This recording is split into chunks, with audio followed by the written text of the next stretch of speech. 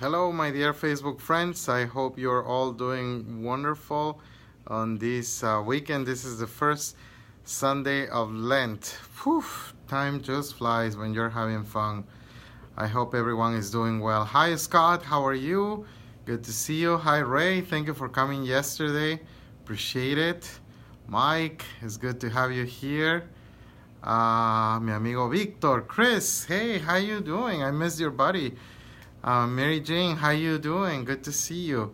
Thank you for joining tonight. I would like to share some thoughts.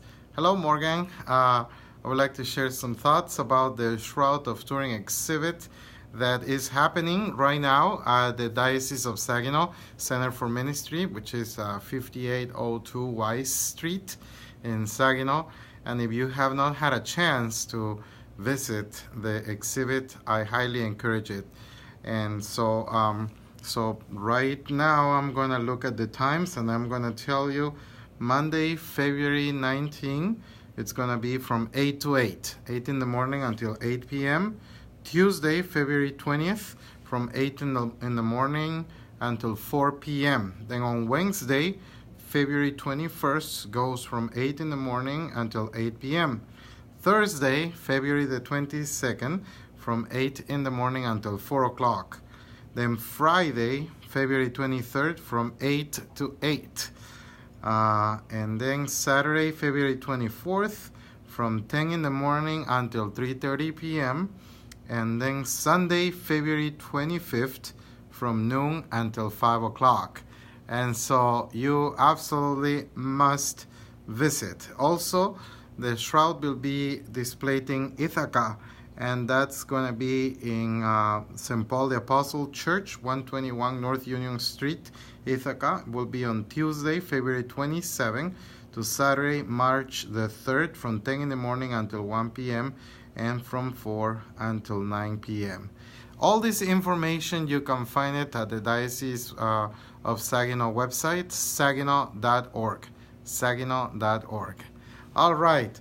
Well, I'm so happy that all of you are joining, and I would like to share some thoughts about the Shroud exhibit. It opened yesterday, Saturday, and it was just fascinating. And the first thing that I thought when I saw the replica of the Shroud is, wow, you can see a lot more than when you see the real Shroud. I personally had the honor of visiting the Shroud back in 2010. There was a solemn display of the Shroud in Turin, and Pope Benedict at the time was the Pope, and so he celebrated Mass. I heard confessions. There were thousands and thousands of people. It was just unbelievable. It was a whole week of display, and it was just amazing to be in the presence of such a powerful object. And of course, it's an object that is the reason of a lot of controversy and doubts in some cases, and so, but to be in the presence of such holy relic was unbelievable for me. And but the thing is that when you see the real Shroud, you're so far away, the church is so dark that you can't really see the details of the Shroud, and there is no way to comprehend the Shroud unless we study it and we take a look at what is the evidence that has been brought about regarding this object. Okay, so for those of you that may not know nothing about the Shroud of Turin, it's a long piece of cloth. And it's a piece of cloth that looks very much like this that I have here in my book here. Now, this cloth here in the book is split into two for obvious reasons, so that we can see the man that is in that cloth. But in the real Shroud, it is one long piece of cloth that vertically wrapped the body of a man who was crucified. In this picture here, you can see the front of the man, and then on the other side, you see the back. So I highly encourage you to just search online Shroud of Turin. You will see plenty of pictures about it. You can take a look at the details. And the first conclusion that I want to say is that when you see the Shroud, you don't really see much, because what you see is some stains here and there, a little bit the face of the person. You also see the arms and the blood stain in the feet, the blood stain on the side. I think that's one of the most prominent of the stains, and I'm going to point out with my finger. You probably see right there the stain of the blood, the face, which is up above, and then you also see the arms of the man coming together and blood flowing from the wrist. Take a look at online, and you can get a better idea of the shroud itself. There's first things that immediately come to mind when you see the shroud. The first thing is that you see the incredible suffering that this man went through. Second, that this man was not only received flagellation, but also was crowned with a crown of thorns, and you see a lot of blood stains.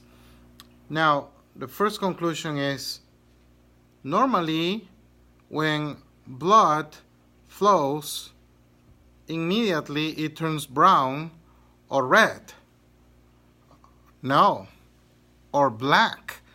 Because normally the color for blood is red, but as soon as it becomes solid, it turns really dark.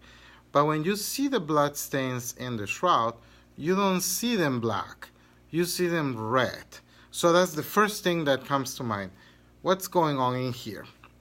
The second thing is that when the shroud is analyzed, there are no signs of decomposition of the body. So if this was an average Joe that was crucified and was wrapped in this particular cloth, the body would have spoiled, it would have rotten, and it is obvious. Anyone who has studied forensic science or anyone who works in a funeral home understands this. The body would decay right away. But it didn't. And so those are things that we don't see in the shroud. So if it wrapped the body of a dead man who was seriously scorched, how come there are no signs of the composition of the body? So it's one of the first things that, boom, comes to your mind. Now, let's face it. Historically speaking, with the shroud itself, as we know it, as we understand it today, we can only go back until 1353, when we have the first documented history of the shroud that is available to us. And this was in Liry, in France. And the shroud was revealed by Geoffrey de Charny. You will, if you search for the information, you will find it. Then eventually, the shroud would be sold in exchange for a couple of castles. This was in 1452. And then this family, which is it was sold to the Duke of Savoy, and the family would keep this shroud as their belonging until 1982, when it was finally officially given to the Catholic Church, even though the Catholic Church had already been taking care of the shroud for centuries. It was only officially given in property to the Catholic Church in 1982. Now, this shroud has suffered several fires, and in the shroud itself, you will see a couple of marks of those fires. There was a fire that most likely took place before the 1300s, and it damaged the shroud lightly. And when you see the expo of the shroud, you will see that there are these dots, 1, 2, 3, 4, and then over here, 1, 2, 3, 4, and on the other side, you see them as well, right there, 1, 2, 3, and then the parallel in here, okay? So those belong to a fire that predates the 1300s. But then the most prominent fire was in 1532. And these are the marks of that fire. They are all parallel to each other. Why? Because the shroud was folded. I'm going to put the picture right here. It's a little bit difficult to explain with a book. And there are more marks in here of the fire. So it was folded, and the corners of the shroud, as it was folded, burnt. And so when you see the shroud itself, that's the first thing you see, the burn marks of the shroud. Now, there are some pictures of the shroud, meaning drawings of the shroud, before this second fire took place in 1532. You will see that in the display at the diocese. They are displayed in one of the panels there. And then later on in 1532, this main fire took place, and then it has the marks that we all are familiar with. But then the shroud experienced another fire while it was kept in the last place where it is kept now, which is in the church in Turin, in Italy. And it was saved, thank God, and so that's why we still have a shroud. So it is kept at the Cathedral of St. John the Baptist, I think it is the name, in Turin, and so it is a fascinating place. But let me put it this way. Not even those that live in Turin get to see the shroud whenever they want. No, because the real shroud is only on display on certain times. Normally every 10 years. The next display is going to be in 2020. I understand there was one under Pope Benedict. That's the one that I visited. There were a couple under John Paul II. And there has been one under Pope Francis. He requested a special display of the shroud. And so those are the perks of being the Pope. No, you can get to see the shroud in a public manner. But again, even if you see the real thing, you don't really get to enjoy or to see the details of the shroud, because you just see it for a few seconds, and then they are pushing you away because there is another 1,000 of people waiting behind you to get into the place. So when you go and see the shroud in Saginaw, you'll have plenty of time. You can take a look at it, and it is a replica in cloth. It is not a picture, it is in cloth. So it's just fascinating to see that. I am going to skip some information here, but one very important moment of the Shroud of Turin was year 1898. And 1898 was very special because the shroud was photographed. And when the shroud was photographed, something amazing took place. It is that the photographer has shot the picture at the shroud, and then when he went to look at the negative of the picture, found this image in the negative. And I think we are all familiar with this image. This is the image of the negative when the picture was taken. This is the front part. You can clearly see the face, the chest, the prominent blood stains, the blood stain in the hand, and even the feet.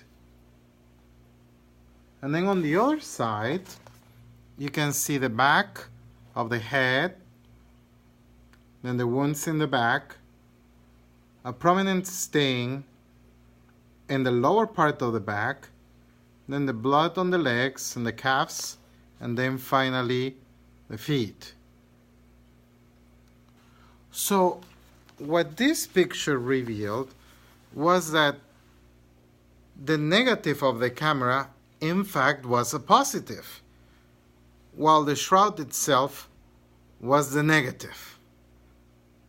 So some kind of event that could be very similar to the experience of photography, some type of a radiation, was what imprinted the image in this cloth and left a negative image in it, so that when the picture was taken, the negative that the photographer was holding was actually a positive.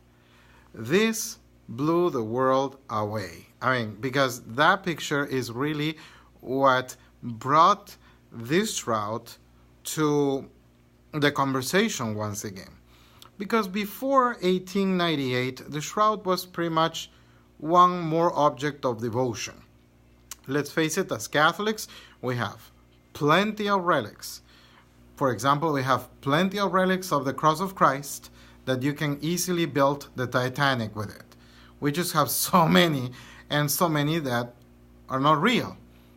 But we Catholics love to have relics, and we love to touch and smell and experience the faith, not only from a mental perspective, from heart, from the spiritual perspective, but we love our candles, our incense, we love to kiss the relics. So having the shroud up to 1898 was pretty much that, an object of devotion. But when that picture was taken, boom, suddenly we realized, okay, what are we talking about here? Could this be really the shroud that covered the body of Jesus? Or is simply one of those many relics that became famous during medieval time and that eventually the Protestant Reformation rebelled against? So, this is really when the journey of the study of the shroud begins, 1898. Now, a couple of weeks ago, I gave this talk to the students at our school. And one of the things that I found right away is that I needed to explain to them what was a negative. Those of you that are old enough, you understand what a negative in a picture is. Well, the reality is that the latest generations have never seen a negative because they have been born when digital photography was already created. I can see some ha-has in there. That is hilarious. I know. And so, in order to explain why the negative is actually a positive, I had to explain what a negative was. And so, anyways, those of you that are old enough, you understand what it is to have a negative, to bring it to Walgreens so that they can develop it, so that you can have your pictures, right? Or, like, for example, if you're going through an X-ray machine at the airport, to put your negatives aside so that they will not be affected by the X-ray machine when you are going through security. You all understand that. But many of our kids have never seen that. And so I had to explain what a negative was. So I'm going to show you here a couple of pictures. This is a black and white picture of the face of the man on the shroud. So it's a little bit highlighted. The black and white helps us. But when you see the negative of that picture, you can see the face pretty clear. There is a beard involved. There is also a prominent blood stain falling from the forehead. And so this is really what started the conversation of the shroud. What are we really talking about? It is just one more relic among many, or not so? And I'm going to make a comparison here between the color face of the man on the shroud and then the negative of it. So really the negative helps you understand the image a little bit better. Now, another very important moment of the shroud's history was the year 1978. 1978. Because in 1978, there was this special project that was called the Shroud of Turin Research Project, STURP. And it was formed of 40 scientists. And the majority of them were from the United States, and they analyzed the shroud for 5 continuous days. A total of 122 hours, working in shifts around the clock. So the shroud was revealed to them, and therefore they started working on deeper on details about the shroud. I'm going to show you. Oh my gosh, I had my picture here, I lost it. Let me see if I can find it.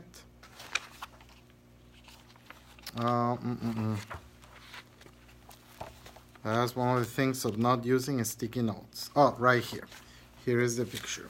So this is the picture of 1978 when these scientists started studying the shroud in a deeper way.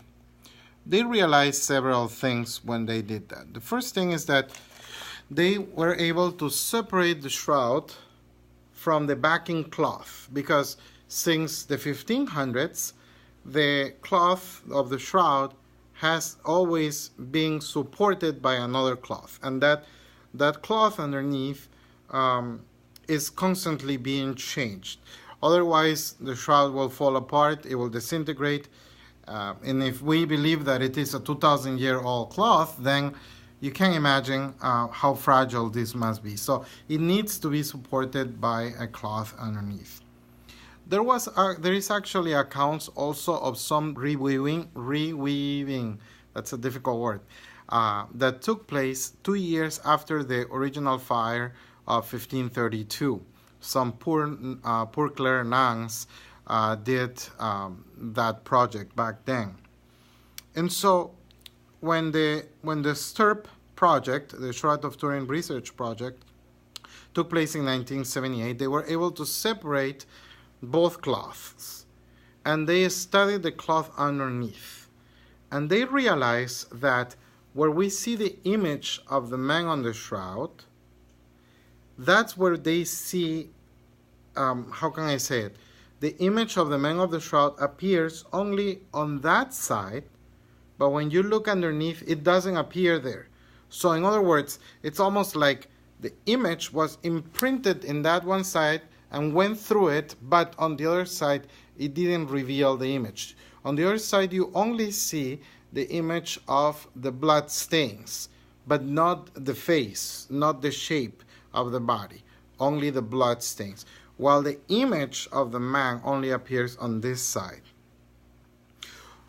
They concluded several things, but I am going to just read the easiest conclusion, a summary of the conclusion.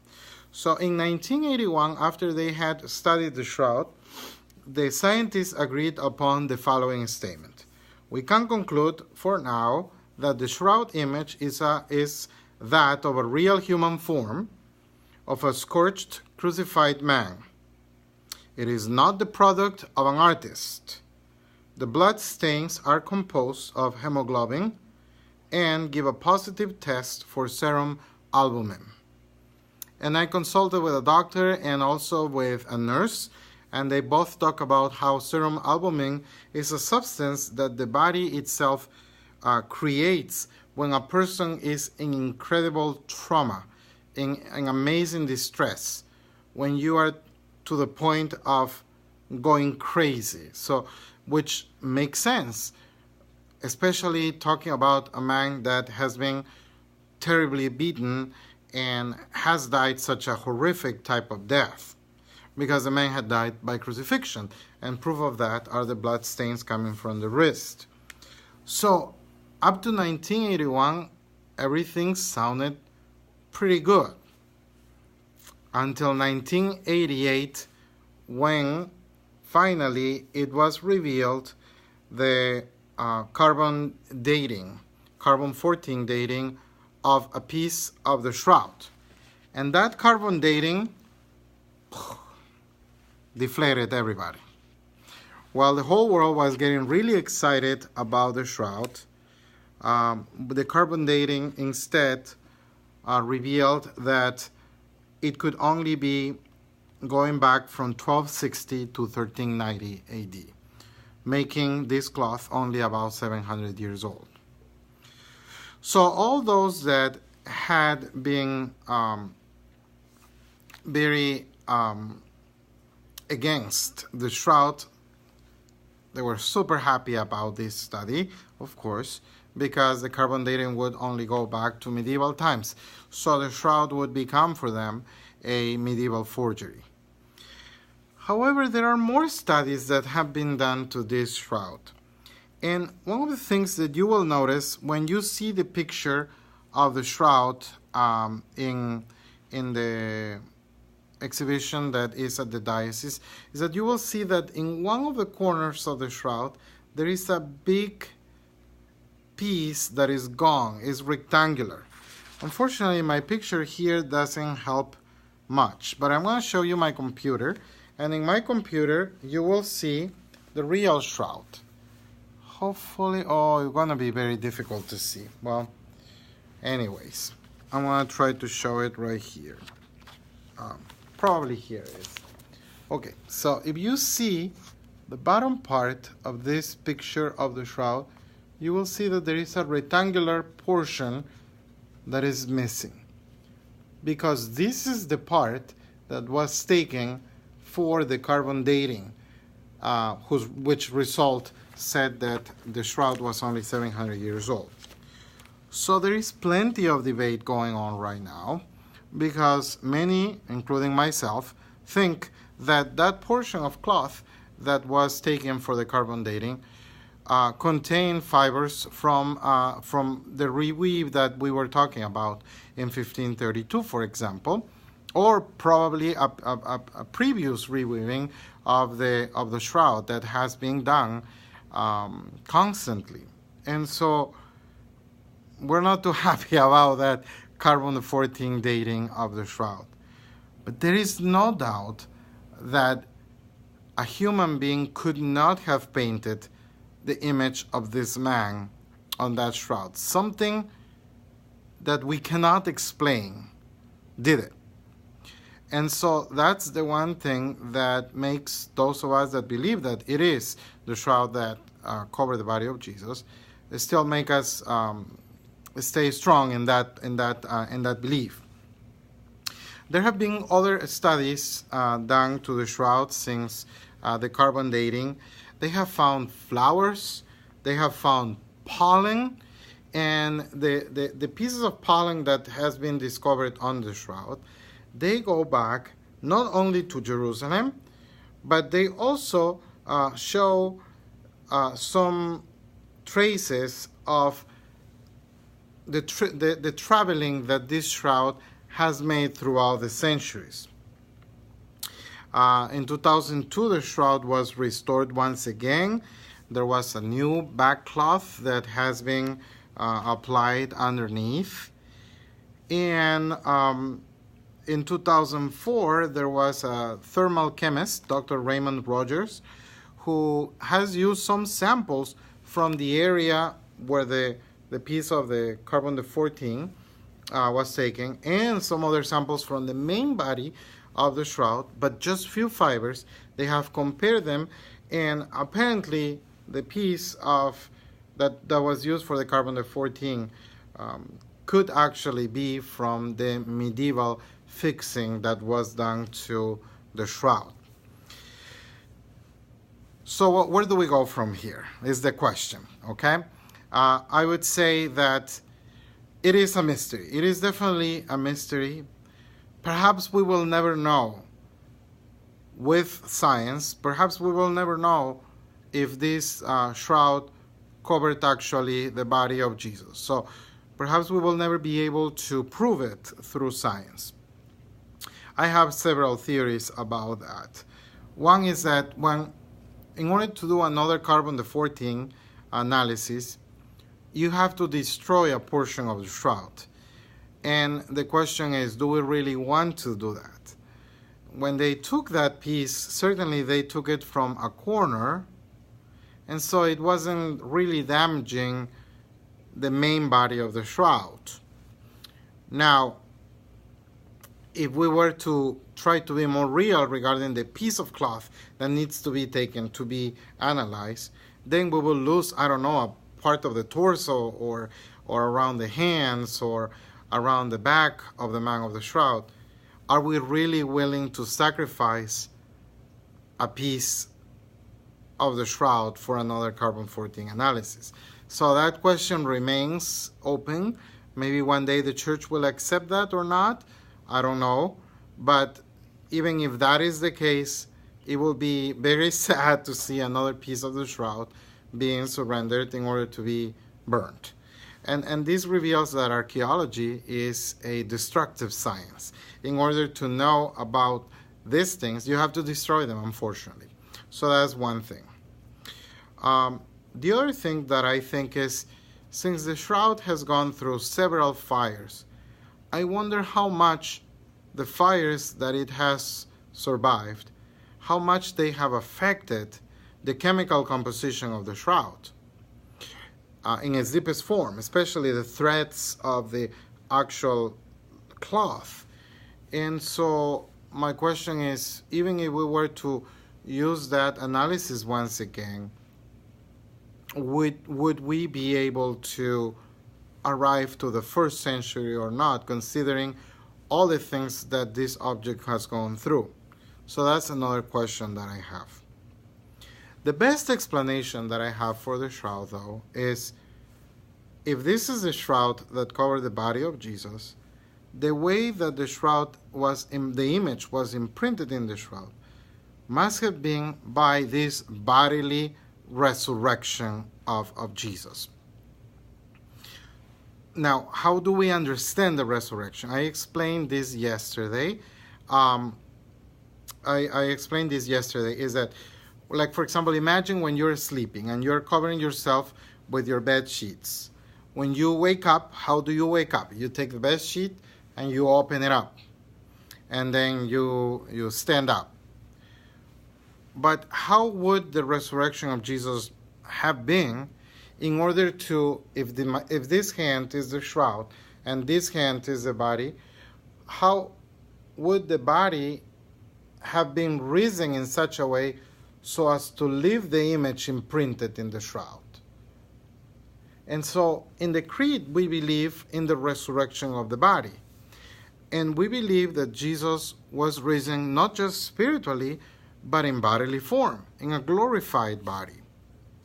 And we even know, according to the Gospel of John, that after the resurrection of Jesus, Jesus was able to penetrate walls and doors because it was a glorified body, and it had to be a body, otherwise they would not have seen him.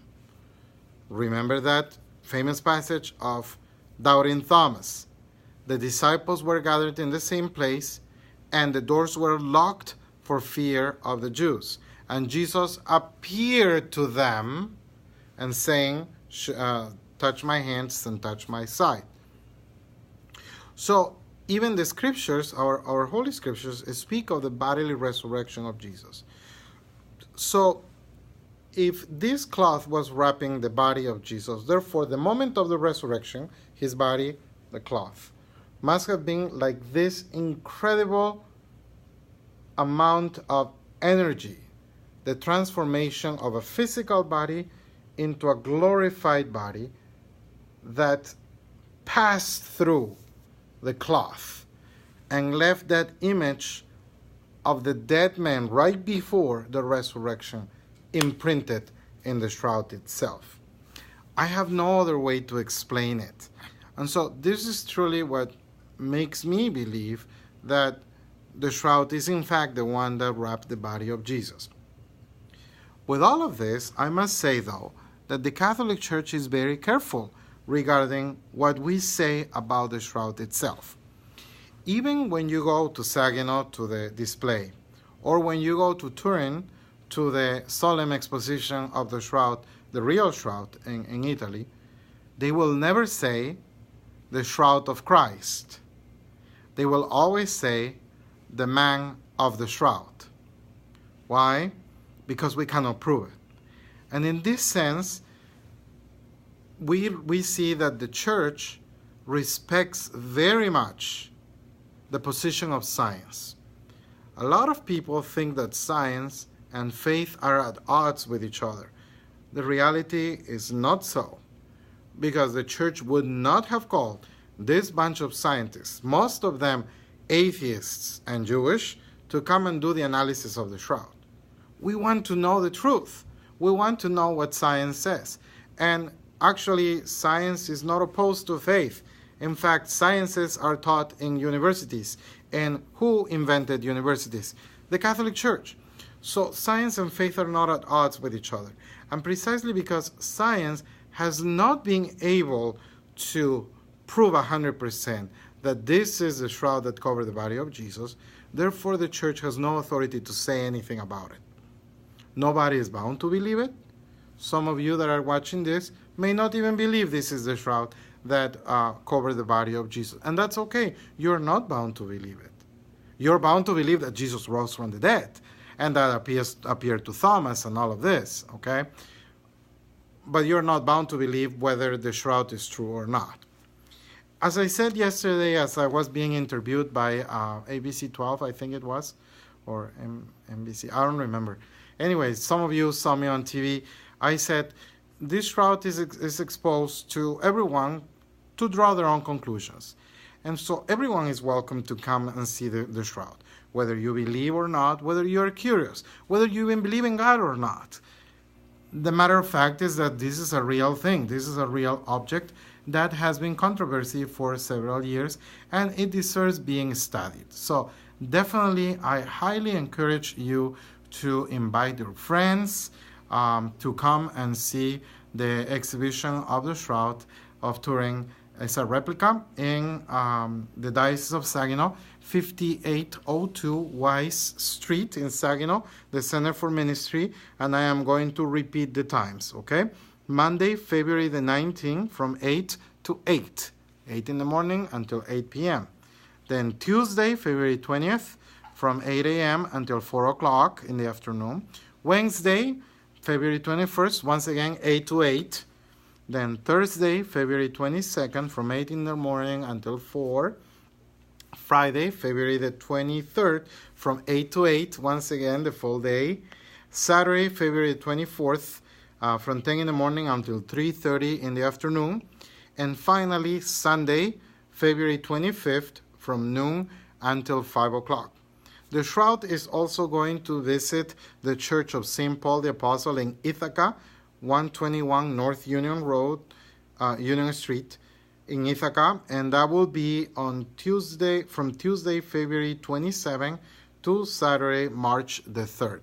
So I highly encourage everyone to visit. There was one question that I saw in the feed, is that how tall the man in the shroud is. For what I saw yesterday in the exhibit, I understand that Jesus was, oh well, if this is Jesus, was taller than I. I am 5'2", and the man on the shroud apparently is 5'10". I am not totally sure about the number, but that's the number that I saw. Okay, well, God bless you. You have a wonderful day, and don't miss that awesome exhibit at the Center for Ministry of Saginaw of the Shroud of Turin. God bless. Bye-bye.